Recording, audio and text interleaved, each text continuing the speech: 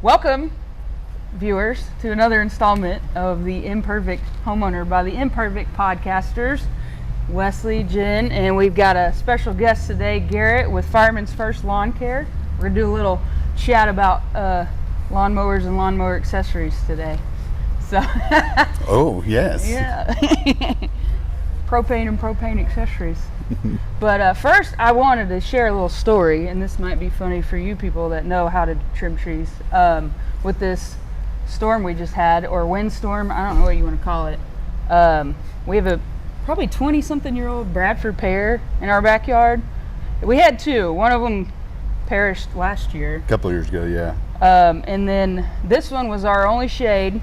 Been holding strong. One day I decide I'm going to trim it. It's hanging pretty low, getting in the way.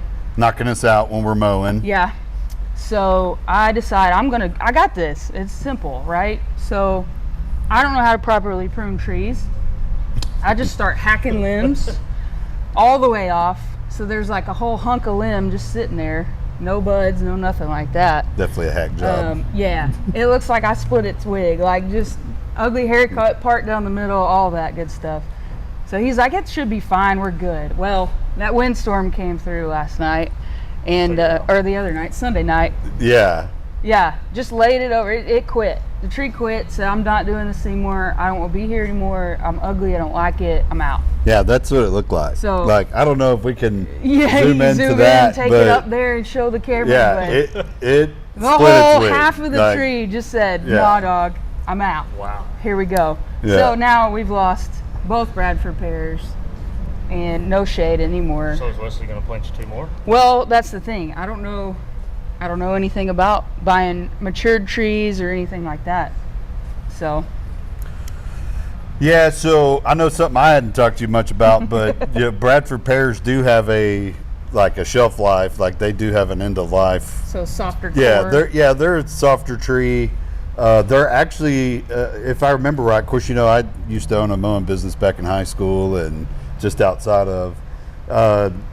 And Bradford pears, we always planted because they would grow faster. Like you could get your shade and you can get that maturity quicker. Yeah, you could get there quicker, but they are a softer wood. They do tear up. They break quicker.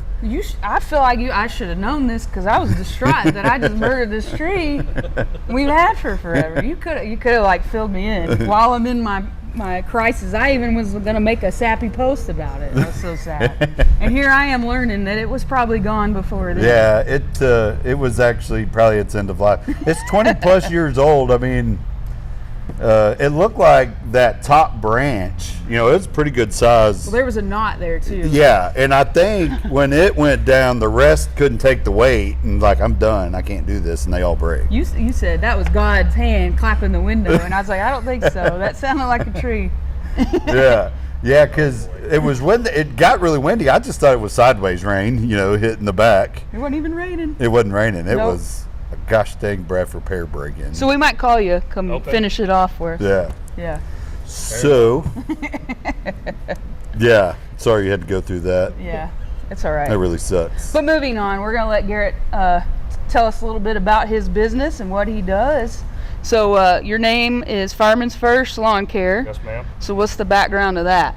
Well, I've been a fireman for 6 years. I actually used to work with Wesley back, 2017, 2016. Was it that long ago? 2016, 2017. I worked for the ambulance service that ran Wiley Fire's EMS. Oh, yeah. And then I left there and went to Oak Point, and I've been in Oak Point for almost 6 years. Where is Oak Point? It's right outside of Little Elm and Denton. Okay. Oh, okay. So good haul. And you live out here? Live in Heath. Cool. And Heath. Yes. All right. Yes. All right.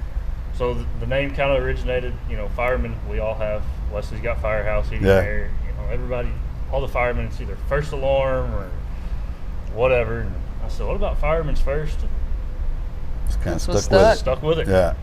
Yeah. Took off running. Yeah, our thought was it's, in the fire service, we're about helping the people. We're trustworthy. Right. We're there, to provide a service, and for us, we do it outside of the fire service. That continues on, and and that's where we got that name. We're just sticking with that type deal. You know, it's kind of one of those. You know, what do you call it? So and so's lawn service, or yeah, you want a name and a brand, right? Brand it, and that's where we came up with that. So and it's stuck. Yeah, it took off. I told Sydney, I said, you know, I only want about 30 or 40 yards. You know, make some extra money.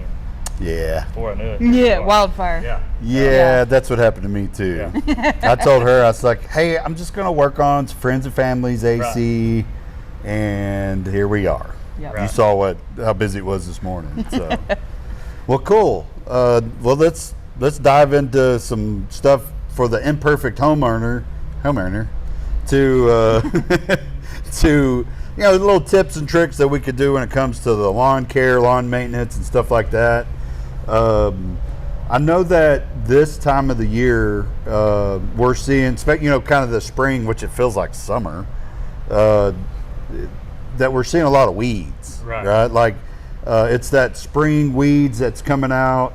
I know that a lot of people get just super upset about weeds. So I know I had some recommendations on what to do, and one thing I always told my customers, I don't know what your philosophy is, for the homeowner to, if they want to do it themselves, the good old-fashioned DIY home care of lawn service, is the Scott's program. Scott's is the way to go. I mean, there's a lot of good stuff with them. Yeah. I like sending people more to the commercial lawn care, just on the fact of they come out and do it when it's supposed to be done, and there's no flaw. There's no flaw. There's no room for error. Right. Me and you putting fertilizer down, you're going to put it down and go, I just did this, and I still have weeds. Yeah. So that's what I tell people to do. Now, I will tell them, hey, if you want to do it yourself, by all means, you can do it. And now, with everything being so high, you're almost just as expensive doing it yourself as to have someone come out and do it for you. Right. And you're gonna get your results a lot quicker. Right. Yeah, that's a good point. And plus, those professionals, they have to have a certification. They have to do continuing education. Right. And, they're going to schools and learning, the ins and outs of weeds. Just like when we had All Pest Solutions on here, it's the same in that industry. You got to have those certifications to do that. I feel like it's warranted too. If you have a company come, you can to an extent, right? You can call them out, and the guy that I use, he's a guy there out of Forney, and I'll be out mowing and see something, be like, hey man, we've got this, and I'll send him a picture of it. Yeah.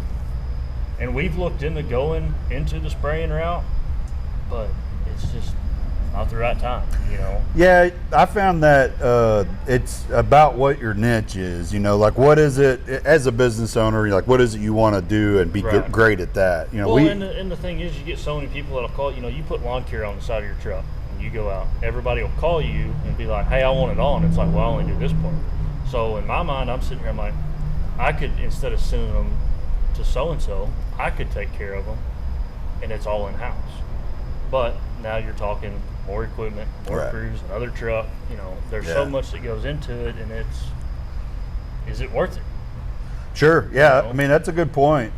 So yeah, I mean, going back to the lawns, the weeds that we see in there, there's different types of grasses out there that you kind of got to pay attention what you're doing. So was it St. Augustine? You can't put a broadleaf killer on a St. Augustine because it'll kill it, right? And St. Augustine here in Texas is pretty. Like it feels good to walk on barefooted. Oh yeah. Like it's nice, and it will take over a lot of your Bermudas and stuff like that. So you really do have to pay attention to when you're putting this stuff out. You've got to pay attention to the bag and what. Yeah. Because they'll call it Southern Lawn Food, or they'll have the technical name for it. So I feel like it'd be important to call if you don't know what grass you have. Yeah. Whereas like us, we have 80,000 different types of grass in our same yard. So what do we do there? We'll just leave it to the professionals to handle that. But yeah, because like I was saying earlier, if you're following that Scott's program, at the end of the day, you still got to know what type of grass you have in order to go get the right product for it. So So yeah, that's some stuff to think about when it comes to weeds in your yard. Exactly. And then there is certain times of year that that you put out this stuff, like pre-emergent, post-emergent, and then you have is there still MSMA out there where you kill your Dallas grasses? MSMA is now gone. Is it really? Forever. Man, MSG. I've been. Oklahoma. It's in Oklahoma? Oklahoma's the only place you can get it. Wow, that's crazy. That tells you how long I've been out of it. So there was broadleaf killers that you could get, to take care of those. So weeds, leave it to the professional. I would, just with everything the way it is right now, I would. Makes sense. Get it done right. Spend $10 more and you never have to worry about it. Yeah. In your yard. That's a good point. And it's Yeah. done. It's worry free. So let's move into water in the yard. I know I actually just I used to have my irrigation license, and I wish you still did. I actually just let it go about 2-3 years ago, and that's probably one of the hardest certifications I got. Like I had to go down to Austin. It was an 8-hour test, Yeah. and this was back at 20 years ago. 2002 is when I got it. So when is the best time to water the lawn? The best time is you obviously want to water it at nighttime or early morning. Right. If you water it during the day, because I see a lot of people do this, we'll pull up and their yard's wet. Well, that water, it's Evaporates. Yeah. Whereas if you water it at nighttime, it actually soaks in. Right. And you could water it, 3-4 o'clock in the morning, water it. Right. But you also see a lot of people overwater. Yeah. You want to water about, and you went to school for this, what is it, 6 to 8 minutes a station? Yeah. Give or take, maybe 10 at the max. Right. Yeah. If you had the pop-up heads that are fixed, I usually recommend no more than 10 minutes. Right. And then we call them rotor heads, the ones that shoot out far and go a long ways. You want to be about 25-30 minutes on those because it takes a while. Is too, people that move into new houses, the builder will set that stuff for an hour a station. Yeah. So And that's because it's new That grass. sod to- And, always sod check to when take. you move into a new house. yeah. Always What check your that schedule sprinkler is. book. Yeah. That's a good point to verify that dude's watering right, because new sod, or even if they do hydromulching or anything like that, hydromulching you got to water every 3 hours, I think it is, to keep that moist out there, So what and do you- to try to not let the birds take What off. do you of the recommend seeds. if you don't have a sprinkler system?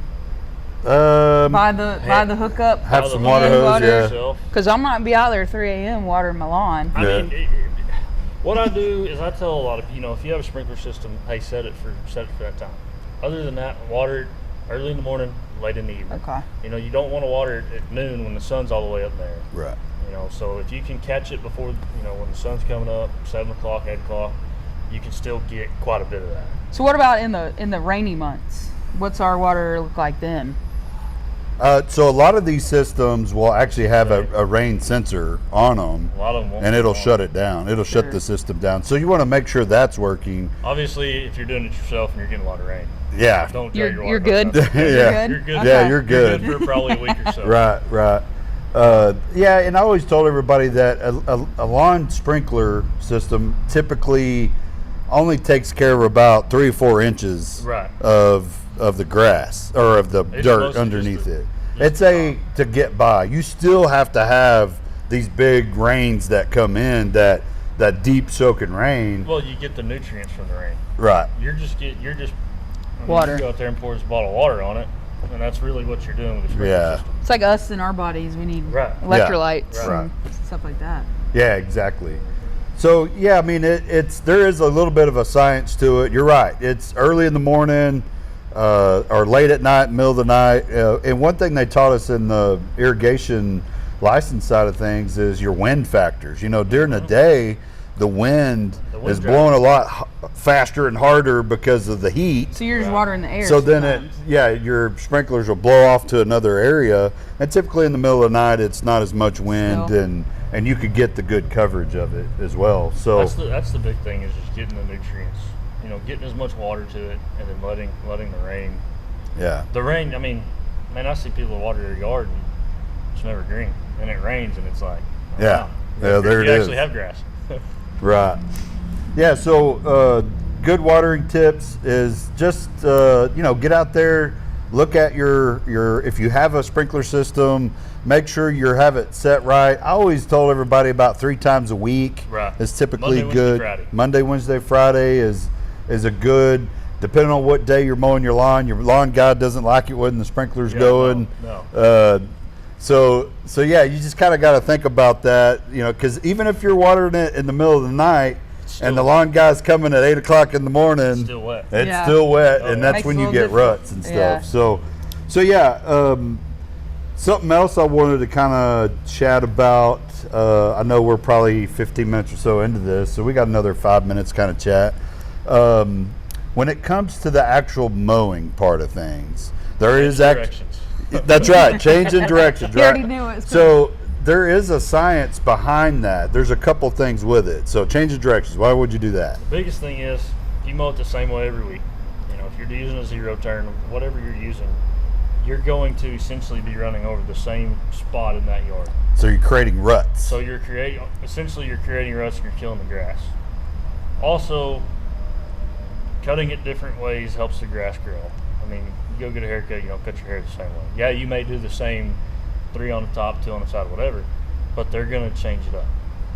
That's the biggest thing behind that, is just keeping that grass healthy is the biggest thing. Yeah. Yeah, you're right. Like back in the day when we were mowing, it was, I think I had it on like a 3-week cycle. Like it was you mow long ways, diagonal, sideways, all these different directions each time you come out. And it's just that. You don't want to create ruts. You don't want to, you want that grass, the way it grows, to cut it in different directions to allow it to. I have some people that they say cut it the same way every time. Oh yeah, I had some that wanted angles every time. You cut it the same way, and it's. Yeah. What do you do? So I don't need to keep cutting it like Talladega. Actually, you've been doing better than I have, because you change directions. Like you'll mow the front yard this way. Within that same mowing. Yeah. Like it just depends on that section of yard what I feel like doing. Right. Yeah. There's a lot of obstacles, okay. Right. And then also another thing that's a big deal is the height of the grass, right? Summertime, you want to keep it a little taller. Yeah. With Bermuda, you only grow 2 inches on top. If you start cutting it below that, you'll kill that yard. Yeah. In no time. You're getting into the main stem of the St. root. Augustine, Yeah. With it being a wider leaf, you can normally cut it a little bit lower. I try to cut everything between 3 1/4 and 3 3/4. Yeah. This year my plan was to get everybody on the same, but Yeah, it never it happens. hasn't happened yet. So lower's not always better. Lower's not always better. No. You want to go lower. You want to go lower in the spring. That first cut of the year, come in, cut all your dead stuff off, bag it up, break it up, whatever. Wintertime, let it go a little bit longer. We come about twice a month in the wintertime just to keep the winter weeds and help it, and then about March we'll show up and we take it all the way down. Yeah. Yeah, we always call it it's time to start scalping. Yeah. It sucks because you're bagging it. It is just a pain in the butt. So it's a rough 2 weeks. Yeah, it really is. So yeah, as a homeowner, if you want to keep your lawn healthy, you want to change your direction of mowing, along with the way you're watering it, the way you're taking care of the weeds within it, because you could very easily have weeds take over your lawn, like at our house. Yeah, it's not grass, it's weeds. Yeah, we're mowing weeds. Yeah, and then you're mowing them more often because those dudes just. And the biggest thing too is, if you mow a yard, if you're mowing your yard and you have a guy come out that treats it, mow it, make sure you clean that mower, clean the underside of the deck, because if not, all that stuff you just chopped up, one, it's already back in the yard, and two, the next time you go out there to mow, it'll spray. I mean, we have to try to do it. We try to do it about 2 days a week. We'll try to stop and clean our deck. A lot of stuff this time of year we're more into the grassy season, so it's not as bad if you carry something. But there's some certain weeds out there that we watch for, and it's like, hey, we mowed that yard and it had poena in it, scraped it. Right. And it's the guys hate it. I hate it, but that's what we got to do. Lawnmower maintenance is key. Lawnmower maintenance is key. When you got a zero turn and your front wheels are flat, it's real hard to turn. Yeah. Don't ask me how I know that. That's a good point. It's a good point. Yeah. I mean, that's a good point. If you don't have your tires aired up right, if you have a rod mower, then you could cause that thing to mow crooked, and you got a line that's blades are dull, blades are bent, blades are off. We run into that quite a bit. Yeah. You know, every Friday we stop and check tire pressure, check blades. You know, the sharper your blades, the better your yard's going to look. Yep. You know, on a push mower, really you just got to worry about your blade. Yeah. And a homeowner can change their oil a lot less than a commercial person can. You know, you can probably change it once or twice a season. I'm changing it 6 or 7 times a season. Yeah. So yeah, it makes sense. You know. I do have a question. This is something that I've thought about, but like for your first time customers, what is your process of like finding the obstacles in their yard, or if you have dogs that like to chew trees that drag out limbs, Pretty much what I do, I try to go by and meet with everybody and walk their yard. You know, if it's a bigger property, we try to walk it. If it's a smaller residential lot, normally there's not a whole. Normally the obstacles are self-explanatory. The biggest thing that I hate are the septic heads. I want to know where those are because they'll be that far above the ground and it's that far that mower just chops it right off. So that's the biggest thing too. And if you have those bigger yards with a septic system, when you move in, try to make sure that grab you a piece of PVC pipe at Lowe's and just stick in the ground. That way, if your grass is just tall, you know that hey, there's a pipe over there somewhere. Yeah. So that's the biggest thing. Good point. Because I've 1985 sheepdogged my mower before, so blew the blades off. You know. She got a whole hit the city water cover. The water meter metal cover. Yeah. Oh wow. Yeah. There was some disappointment in his face when I looked over. Yeah, because I was weed eating. I'm like, oh my gosh. Yeah. Yeah, that's an awful sound. Yeah, it is. Well, cool. So, I think we covered some pretty good ground on lawn care, lawn maintenance, and stuff. Appreciate you coming out. Yes, sir. I appreciate y'all having us. Let us know, let the people know where they can find you at. Okay. You can find us on Facebook, Fireman's First Lawn Care. You'll see us all around Rockwall. We're out there.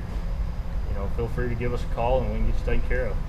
Yeah, we'll tag him in this post, and that way, if you got any questions or anything, you can send him a message and call or text. And he is one of our preferred vendors, so definitely recommend him.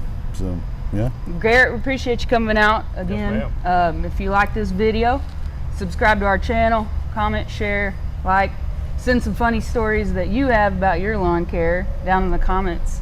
Find us on Facebook, Instagram, Twitter, YouTube, all those, and we'll see you next time.